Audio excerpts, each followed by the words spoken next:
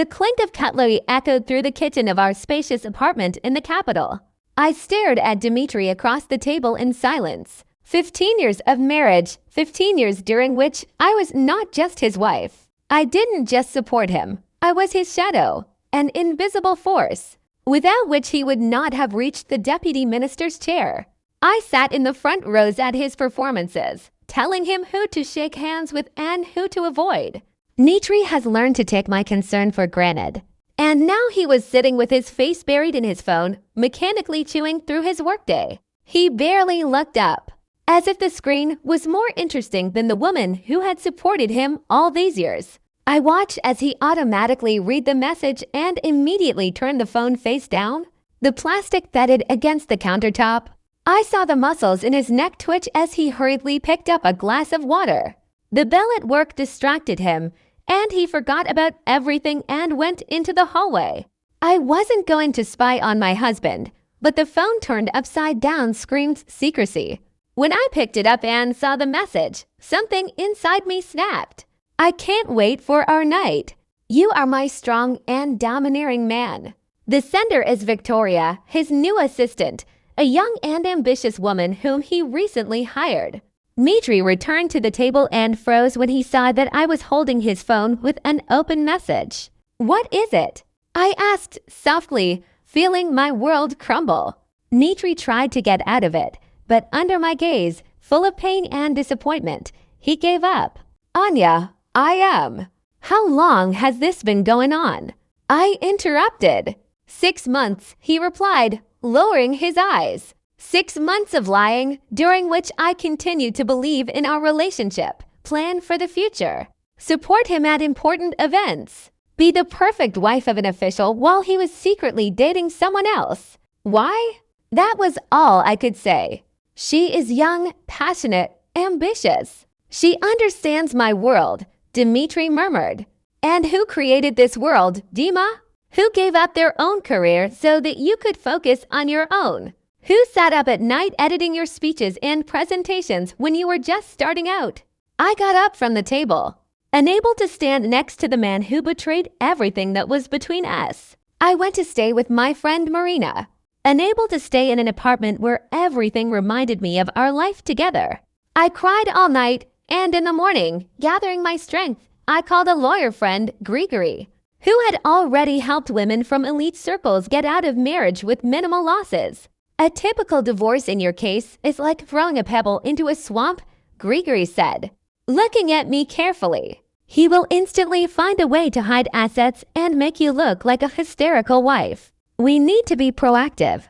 My hands were clenching into fists. Her nails dug into her skin. He hides, transfers money. Yesterday I was his wife. Today I am an enemy who needs to be destroyed. But how can I do that if he has everything under control? First, you need to hire a private investigator, Grigory said. I know a proven one. It's on such cases. 3 days later, the detective provided the first results. Dmitry arranged luxury real estate for Victoria, gave expensive gifts, and even transferred a large sum to a fictitious contract, allegedly for consulting services. This is just the tip of the iceberg, the detective said, showing me photos of Dmitry and Victoria entering the expensive apartment complex, where he bought her an apartment. He uses his official position and access to government funds to finance this connection. The detective placed a folder of documents in front of me. Here are the account statements, copies of the real estate purchase and sale agreements issued to Victoria, and photographs confirming their relationship. With this material, you can demand a fair division of property in case of divorce and compensation for moral damage. I flipped through the folder, feeling the pain give way to determination. If Dmitry thought that I would leave quietly, he was very mistaken. When Dmitry realized that I wasn't just going to leave, giving way to a new life with a young lover, he turned to heavy artillery. Andrei, a former colleague of my husband's, came to my friend's apartment. Let's talk like adults, he began, sitting down across from her. Dmitry Nikolaevich holds a high position. With the divorce, the negative will go through all channels. We need to go our separate ways. In a good way. I asked again. What about the fact that he used public funds to keep a mistress? Is that a good thing, too? Andrew frowned. You know, sometimes people disappear in our city. Anything happens. I wouldn't want you to get in trouble. You know how much trouble there is in our city. Andrew leaned back in his chair, shrugging his shoulders. Sometimes the tax service is suddenly interested in declarations. And sometimes someone writes a statement to the prosecutor's office. It happens that strange stories about relatives come up in the media.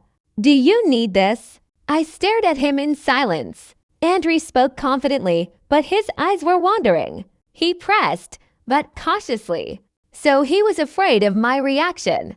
So Dmitry was afraid too. Anna Sergeyevna, you should not bring up topics that may harm you. Dmitry Nikolaevich has many influential friends. Think about your future.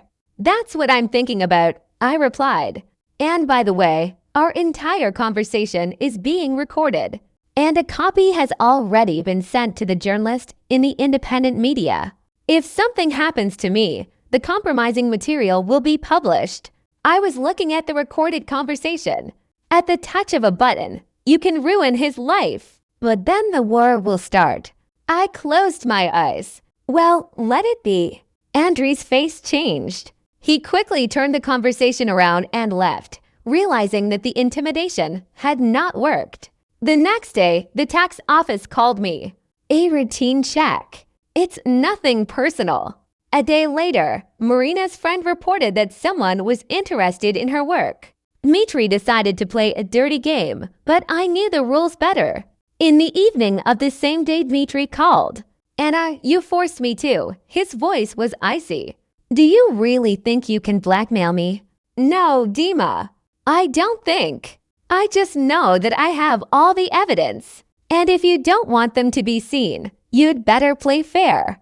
Do you know what you're doing? His voice was trembling with barely contained rage. You want to destroy everything that we have been building for years. No, Dima. You ruined everything when you decided to cheat on me with a girl old enough to be your daughter. I'm just trying to protect myself and my future. I can provide for your future. You will agree to a peaceful divorce. Dmitry changed his tone. It's too late, I snapped. I already know about your financial machinations, about the apartment that you bought for Victoria, about the money that you transferred to her under the guise of a fictitious contract. If you think you can buy me off with a small handout after 15 years of marriage, you don't know me very well. There was silence on the phone. What do you want? Dmitry finally asked. Justice, I replied, and hung up. After Andrew's visit and Dmitry's call, I realized that time was playing against me.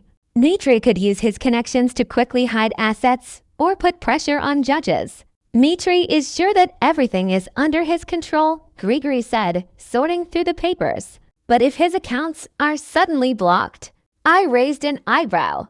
Perhaps. The question is not whether it is possible. The question is whether we can do it faster than he realizes what he's losing. He continued. If his assets suddenly turn out to be pledged to an interesting company, the one that will then transfer them to you. I have contacts at the bank where your accounts are kept. We can operate through an offshore structure so that he doesn't even realize where the money has gone until it's too late. The plan was risky, but effective. First, using the materials of the detective. We have prepared an anonymous publication about how a high-ranking official Dmitry used state money to keep his mistress. Secondly, through mutual acquaintances, I spread the information that I was ready to pass on compromising material to the media if the divorce was not quick and fair. Third, my lawyer and financial advisors helped me transfer some of my assets to a safe zone, arrange an apartment and a car for a fake person, and transfer a significant amount from my accounts through a chain of transactions to another jurisdiction. The main thing is to act quickly, Grigory said. If Dmitry feels threatened, he can hide assets or use his connections to put pressure on the court. I agreed. The next day, I pressed the send button on my phone screen. A notification appeared. Published. I knew that in an hour the journalists would start spinning the story. Dmitry won't be able to cover his tracks anymore. An anonymous publication was published in one of the independent online publications about the corruption schemes of the deputy, who used his official position to enrich himself and keep his mistress. Although no names were given, all the details pointed specifically to him. Dmitry was pacing around the office. "Can't you fucking block the accounts?" the lawyer muttered, wiping his sweat. "It's too late," he muttered, wiping his sweat. He called me at the minister's office that evening. "Do you realize what you've done?" His voice was shaking with rage. "You ruined my career." For the first time in his life, he felt like he couldn't solve a problem with a call or a threat. She won. "No, Dima," I replied calmly. "You destroyed it yourself when you decided that you could use your official position for. I just opened the eyes of others to who you really are. What are you trying to achieve?" There was desperation in his voice now. "Justice," I repeated. Influential officials tried to save the situation, but the compromising material was already circulating in elite circles, from Dusty to clarifying the circumstances. But he still hoped to get out and maintain a relationship with Victoria. His hopes were not destined to come true. I dealt a devastating blow at a private reception in business circles, where Dmitry, despite the scandal, was invited. I also received an invitation, and for many years I accompanied him at similar events. I came alone, elegant and restrained, eliciting sympathetic glances and whispers behind my back. During the reception, the journalists received an anonymous leak. Documents about money transfers, Dmitry's correspondence with his mistress, and, most importantly, a photo where Victoria meets with another rich man, the deputy head of a large state-owned company. She was playing a double game. At first, Dmitry didn't notice anything. He stood with a glass of champagne, smiling and shaking hands as if nothing had happened. But gradually, the atmosphere in the hall began to change. At first, these were barely noticeable signs. Conversations interrupted in mid-sentence as he passed by. Sit-along glances from waiters whispering among themselves and stealing glances in his direction. Dmitry sensed something was wrong when he saw his longtime business partner. Quickly put away the phone as he approached and smiled tightly. A few minutes later, the same man was already standing at the other end of the hall, showing something on a smartphone screen to a group of influential officials. They all turned and stared at Dmitry. A wave of whispers swept through the hall. Dmitry saw how people, covering their mouths with their hands, exchanged fragments of phrases. "Taxpayers' money, mistress," met with two at the same time. His phone vibrated.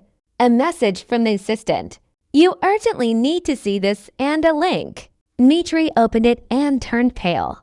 Everything that he had hidden so carefully was now on display. He looked around with new eyes and realized that everyone knew. Everyone in this room saw the photos, read the messages, and knew about the money. Some looked away out of politeness. Others openly stared at him like a strange animal in a zoo, while others grinned maliciously. There was contempt. The deputy head of the corporation, the man with whom he had made multi-million-dollar deals, stood 2 steps away, staring at Victoria with murderous fury. "So that's why you were always asking for money," he said. Dmitry opened his mouth, but couldn't find anything to say. For the first time in his life, he wasn't in control of the situation. The wife of this businessman, who was at the reception, made a big scandal, exposing Victoria in front of everyone. "So that's who Vika is, whom my husband was always talking about," she shouted, showing on her phone a photo of Victoria leaving an expensive restaurant with her husband. "You thought no one would know that you were sleeping with 2 men at once for the sake of benefits." Dmitry stood pale, watching as his mistress, who had recently been whispering eternal love and devotion, tried to justify herself, but only became more entangled in lies. "Dima, tell them." She grabbed his sleeve. "Tell me that we just love each other." Dmitry did not move. "Dima." There was a hint of panic in her voice. Our eyes met across the room. He looked at me with a look full of rage, fear, and pleading. But I was no longer the woman who was once afraid of losing him. I walked past him. He sucked in a sharp breath, as if he wanted to say something, but couldn't. And then I realized that he was afraid of me.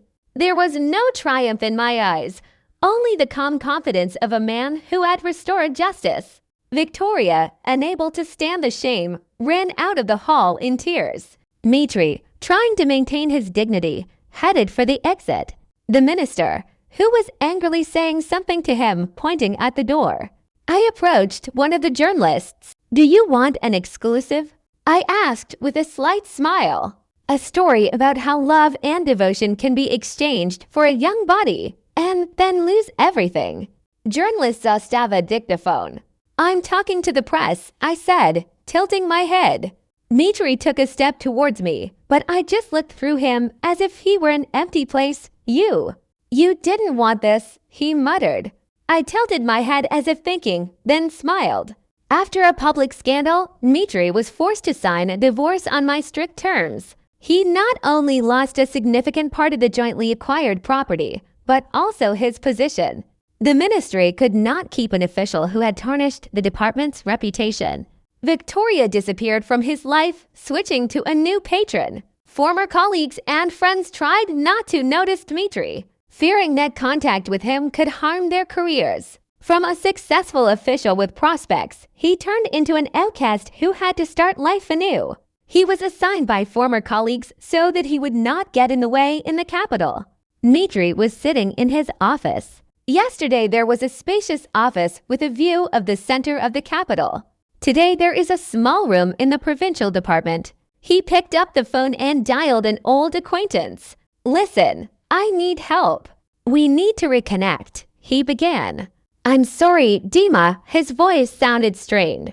"We can't talk anymore." Beeps. Through mutual acquaintances, I found out that one evening, sitting in a smoky bar in a provincial town, he saw a story about me on the TV screen. I was giving an interview about a new project, an online platform for women who have been victims of domestic violence or marital betrayal.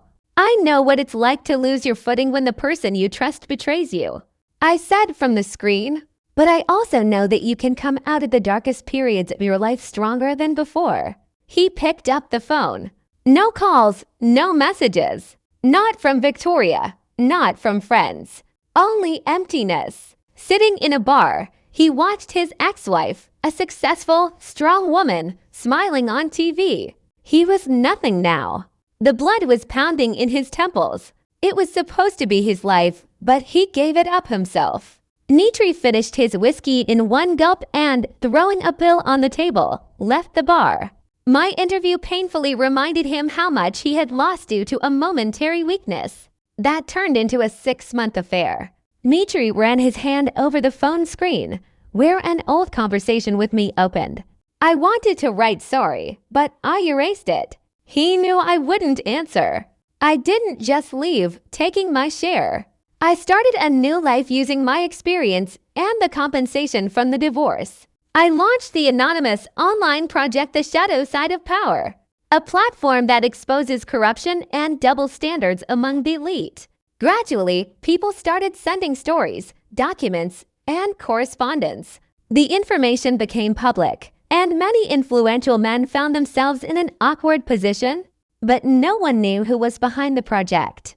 Influential men began deleting accounts, changing phones, and avoiding the press. My platform made them afraid.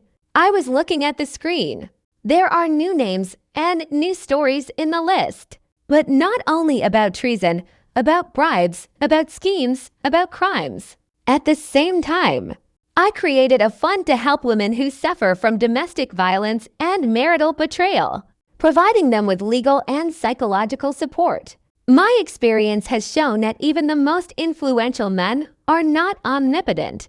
If a woman is ready to fight for herself and her future, our task is to help those who find themselves alone with their troubles. I said at the opening of the foundation.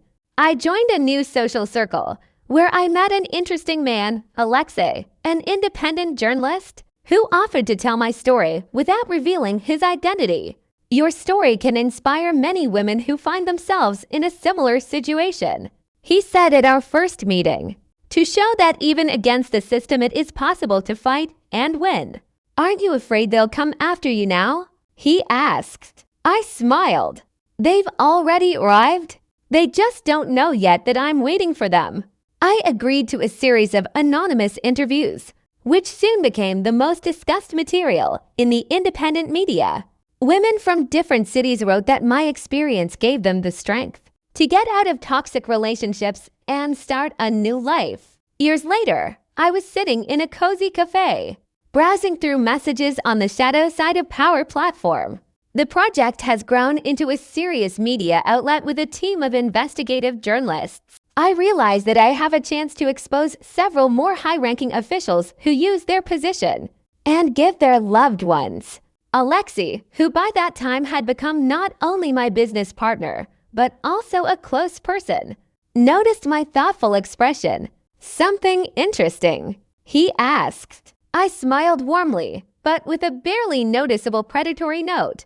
It doesn't matter anymore. I was no longer the abandoned wife of an official. Now I was a force, a woman who was not afraid to challenge the system and win. In the evening, sitting in my new office, I looked through offers from publishers who wanted to publish a book about my story.